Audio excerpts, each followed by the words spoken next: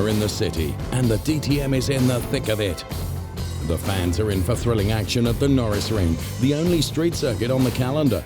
The former Formula One champion Nico Rosberg drops by and sees Eduardo Mortara and local hero Marco Wittmann top the podium. This is like the most epic race of the season here. It's like the Monaco of DTM. So it's a very special race, great atmosphere, a lot of fans come here. It's always tight at the Norisring, the track marked out by concrete barriers and Armco. It means there's no room for mistakes, and Eduardo Mortara not making any mistakes as he converts that P1 into the race lead, chased by Marco Wittmann and Philipp Eng, P2 and P3. It's an early stop for Eduardo Mortara into the pit lane for his mandatory tyre change.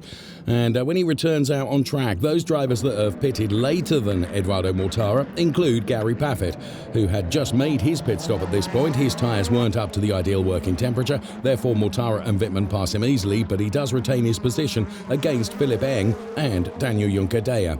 Through the Scholleresses then, Timo Glock is able to overtake Nico Müller. This is for P14 in the race. I had a puncture after contact with Timo Glock, and obviously I needed a second pit stop. So my race was pretty much done after that.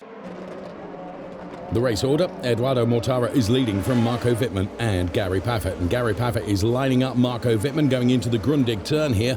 Through on the inside, if he can brake, he does, and that's a good overtake for Gary Paffett. And this is Paul di Resta through the Scholleresses on Philipp Eng, and this is for P4 in the race. At the finish, it will be Eduardo Mortara that will take the checkered flag, followed by Gary Paffett taking P2 and Marco Wittmann P3. So a good 1-2 for Mercedes-Benz and a good local podium for Marco Wittmann in his home race taking P3. Eduardo Mortara holds the trophy for his 10th DTM win. First in free practice too, first in quali and first now in the race. It was a very tough race for me. They put me under immense pressure, but in the end, it worked out and I'm over the moon. Danny Juncadella and Gary Paffett were on the first row of the grid, but the guy that was on a flyer at the start was Lucas Auer. Getting past Gary Paffett, could he get past Daniel Juncadella? He locks up going into the Grundig turn.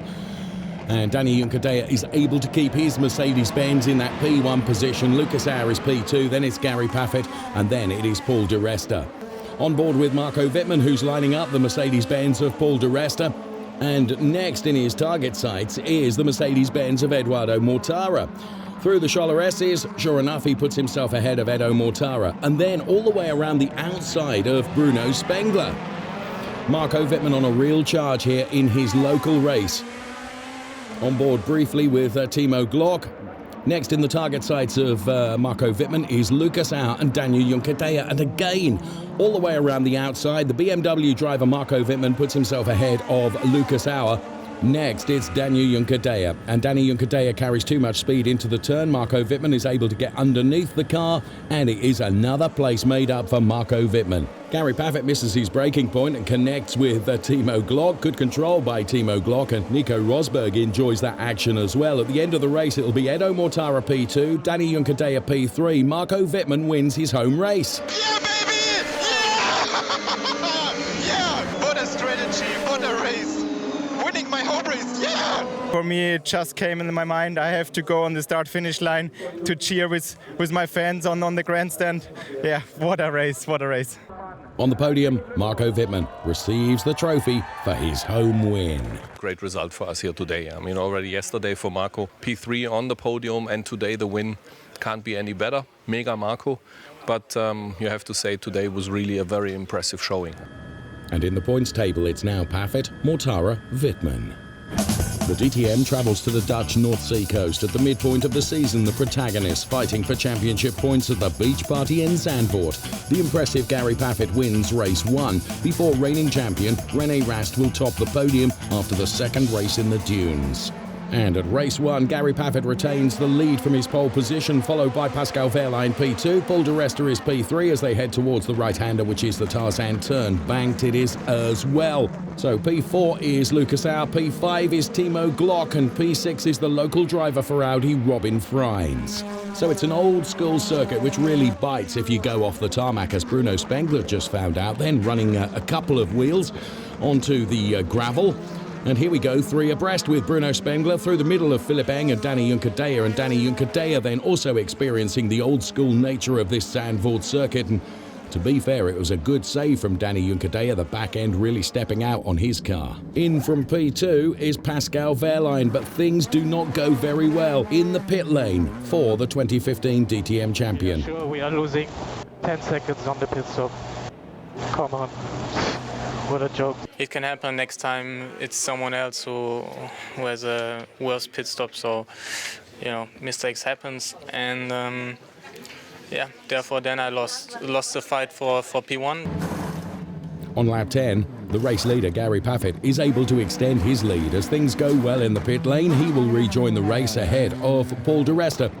So, Paul di Resta then, you can see to the right-hand side of your picture, is closing in on Gary Paffett. Gary on cold tyres, Paul on tyres that are up to temperature, but Gary Paffett is able to hold off the number 3 Mercedes-Benz of Paul di Resta.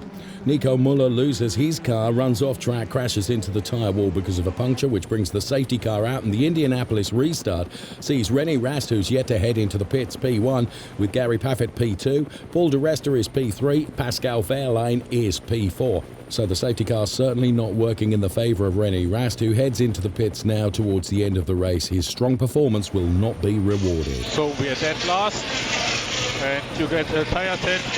We should save it for tomorrow as much as possible. It's just 1 lap to go. So, as he weaves from side to side, Gary Paffett will take the win from Paul di Resta, who's P2, and Lucas Auer, who is P3. And in Parc Fermé, the family are over there to congratulate the winner. And the car's been really good all day, really good.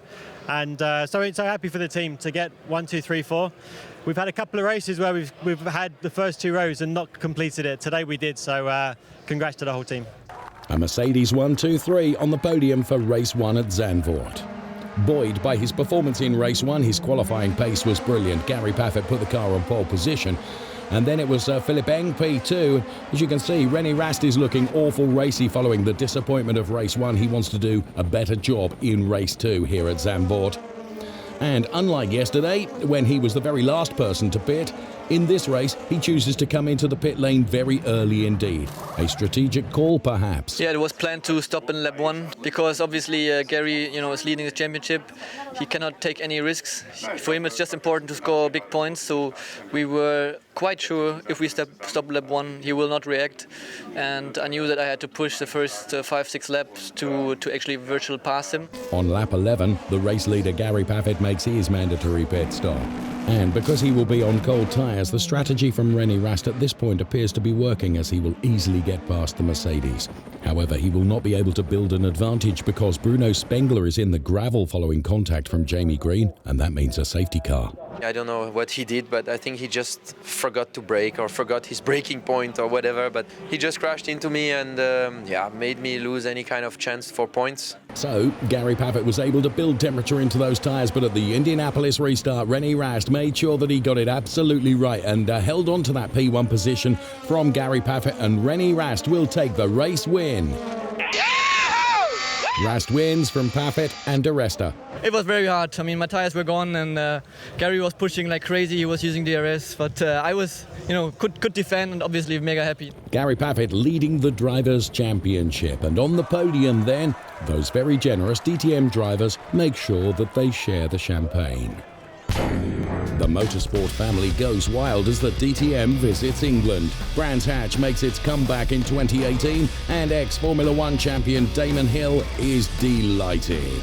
It's great it's come back, and I think it's great that we got the weather for it, and we've got some British drivers at the front of the championship. So, and I'm also coming here because Gerhard, he's an old friend of mine, and I like what he's saying about the sport. Fast cars, powerful cars, noisy cars, great drivers, great tracks, and make a good show. A fun family atmosphere and a great show on the 4-kilometre GP circuit, especially for the 2 race winners, Daniel Juncadella and Paul di Resta.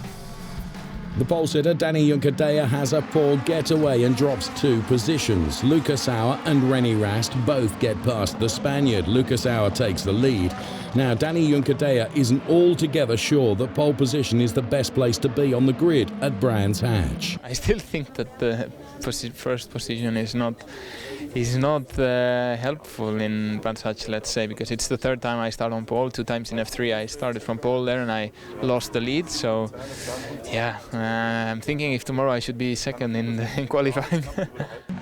And on the opening lap then, the battle for P4 rages between 2 BMW drivers, Augusto Farfus and Philipp Eng. And Augusto Farfus does get that P4 position.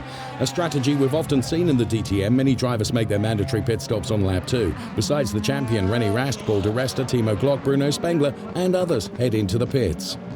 It's going to be lap 9 before Lucas Auer makes his pit stop. The Austrian will rejoin in 4th position ahead of Daniel Juncadella, but of course Lucas Auer will be on cold tyres. On lap 10, Daniel Juncadella and Augusto Farfus will both be able to pass Lucas Auer. This is for P4 and for P5 in the race, which will become the battle for the lead because the first 3 drivers have yet to head into the pits. On lap 25, Jamie Green stages an attack against Timo Glock. Mike Rockenfeller shines with a strong manoeuvre. The Audi driver passes both of them for P11. But Danny Juncadella will take his first DTM win. This is how we win! Yes! And the girlfriend's happy with the victory too. Nearly a perfect day for me. I didn't have a good start, but I already forgot about it. And winning the race with this pace, it's incredible. It's a special day in DTM for me. And Danny Juncadella will remember this podium for a very long time. For race 2, Gary Paffett is the pole sitter and he gets a good getaway. So too, though, does Paul de Resta for P2 and Pascal Wehrlein P3. So into Paddock Hill then, Paul de Resta all the way around the outside here, trying to get the better of Gary Paffett, but Gary Paffett with the inside line. A lock-up coming from Jamie Green then as the cars make their way through, and Paul de Resta does put himself ahead of Gary Paffett. So the order now is de Resta P1, Paffett P2, Wehrlein is P3. Lucas Auer and Robin Freins connected, but Augusto Farfus was involved as well. Freins will be up against the barriers. The safety car is called. That means it's an Indy-style restart. And Paul de Resta gets the restart done perfectly. Gary Paffett has got Pascal Wehrlein for company now, and René Rast is breathing down his neck as well. Gary Paffett comes in for his mandatory pit stop. He's out once again. Let's go on board with Paul de Resta as he makes his turn into the pit lane then for his tyre change and is released after a satisfactory stop from his crew. So Paul de Resta out, and here comes Gary Paffett. Now Paul de Resta on cold tyres. Gary Paffett's tyres are up to temperature. Through Paddock Hill then, chasing down Paul de Resta, and you can see just how close Gary Paffett and indeed René Rast are getting to Paul de Resta now. Through clearways for one last time. It's going to be Paul de Resta that will win race 2 at Brands Hatch from Gary Paffett, who takes P2, and René Rast seals P3. I guess most of the job's done in qualifying. It's such a hard track to overtake on. And when these guys stop in lap 1 effectively, they push you into something that's a bit uncomfortable. But we had to manage it, and that was basically how it was dictated to ensure we kept track position on them and get to the end of that race. Paul de Resta takes the win and is P2 in the Drivers' Championship, but P1 on 177 points is Gary Paffett. I leave here with a bigger lead in the championship than I arrived, so job done really, and I'm still very happy. When the lights go on in Misano, the DTM writes history. But the first ever night race isn't the only highlight. Alessandro Zanardi's guest appearance gives the drivers goosebumps. Paul de Resta and Joel Eriksson will hoist the trophies into the Italian night sky at the end of a historic event. The cars take the starting grid. The focus is on Uli Fritz, Jens Marquardt and Dieter Gas from the manufacturers. As Paul de Resta retains the lead at the start of the race, Gary Paffett gains 2 positions right away, overtaking both René Rast and fellow Mercedes-Benz driver Edo Mortara. 3 Mercedes are now at the head of the field. On lap 5, Marco Wittmann spins after contact with Robin Freins. The stewards investigate the incident but take no further action. The leaders head into the pits, Paul de Resta and Gary Paffett. Philipp Eng is the man that's shaking up the field. Now he's attacking Eduardo Mortara, who's in the battle for P2 with Gary Paffett. Paffett slides after contact with Mortara. A frustrated Gary Paffett will end up having to leave his car, and the cleanup will necessitate a safety car period. A DNF for the points leader. And I went a little bit wide, and then as I came to rejoin the circuit, me and Edo made contact, and it broke the steering. So I was not expecting him, to come like that aggressively back on track. We made contact. It really is things that you don't want to have, especially because he's leading the championship. On lap 13, Rast and Green collide, both spinning. Rennie Rast will have to retire. So, the Indianapolis restart. Augusto Farfus will retain the lead. Paul di Resta will pass Philipp Eng for P2 in the race. However, on lap 18, Philipp Eng gets back past Paul di Resta for P2. So Eng is now the virtual race leader because Augusto Farfus has yet to make his pit stop. And do bear in mind, Philipp Eng started from P18. So Augusto Farfus makes his mandatory pit stop now. Philipp Eng now leading from Paul di Resta and Eduardo Mortara. However, Eng will get passed by both Paul di Resta and Eduardo Mortara. So he's now relegated to P3. I was obviously hoping for the win, but I just had a massive drop because my car was pretty heavily damaged from hitting and getting hit. He will drop further down the order. Freins, Duval and Nico Muller will overtake him. At the finish line, Paul di Resta will beat Robin Freins and Edo Mortara to the flag. Loic Duval, Nico Muller and Pascal Wehrlein finish P4, 5 and 6. A fantastic result for Freins, who started from P12. And the top three pose for photos in Parc Fermé. The pole sitter for race 2 is Loic Duval. A poor getaway, though, drops him to third. Edo Mortara takes the lead, followed by Danny Juncadella. Early pit stops for Jamie Green, Lucas Auer and Paul di Resta, opting for slicks, though, on a drying track. But then, suddenly, it starts to rain. Danny Juncadella will struggle to stay on the track with slick tyres. All the drivers who just opted for slicks head into the pits to get wet, causing traffic jams and confusion. Joel Eriksson, though, started with slicks, has yet to make his pit stop. He will now make his first and only stop, which will elevate him up the order. It was a tough decision, and in the beginning you would have thought it was the wrong decision, but how the race then actually went, at the end of the day, with a bit of luck, it was the right decision. Proving just how difficult the conditions are, Lucas Auer spins into the gravel without contact. The safety car will have to be deployed, and therefore Edo Mortara's considerable gap at the head of the field is gone. The stewards of the meeting decide against an Indy-style restart because of the difficult conditions. On lap 18, Gary Paffett in P14, desperate to take points. He and Daniel Juncadella trade paint and both spin. A day to forget for the overall leader. Edo Mortara's pit stop was not very quick at 8 seconds, and that would mean that Joel Eriksson would pass him before Edo had made it out of the pit lane. One of the last to stop was Robin Freins, but the new leader was Joel Eriksson, who would go on to take his maiden DTM win, and Alex Zanardi, sensationally, would be P5.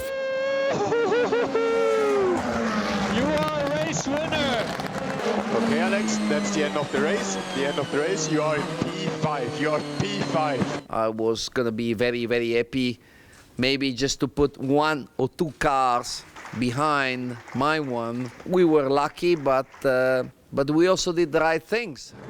Joel Eriksson celebrates on the roof of his BMW. I'm out of words. I cannot nearly not speak. It's unbelievable. I mean, we did a really, really big risk on the start.